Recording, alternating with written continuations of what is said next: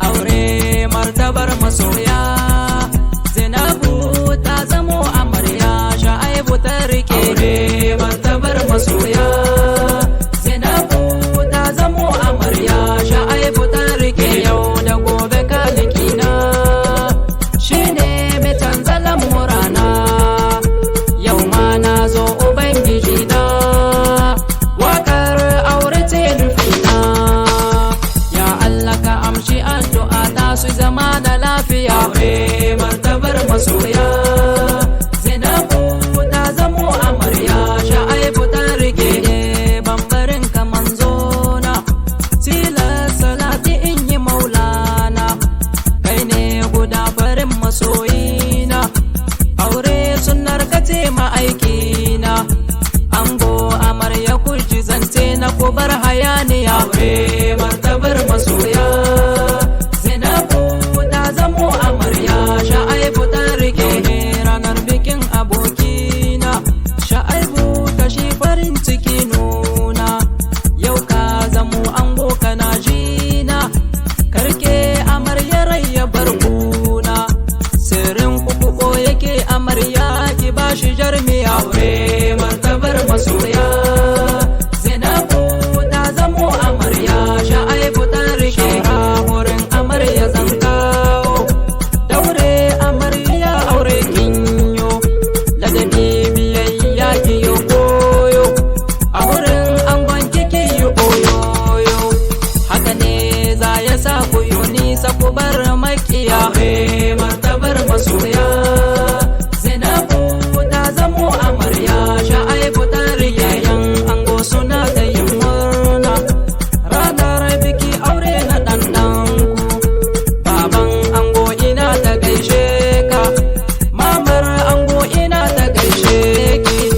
Ɗanɗanku Sha'aibu ya zamo ango a nan duniya. Aure martabar masoya, Zainabu ta zamo amarya, Sha'aibu ta rike. Yan amarya suna murna, aure na ƴar su shi suke murna.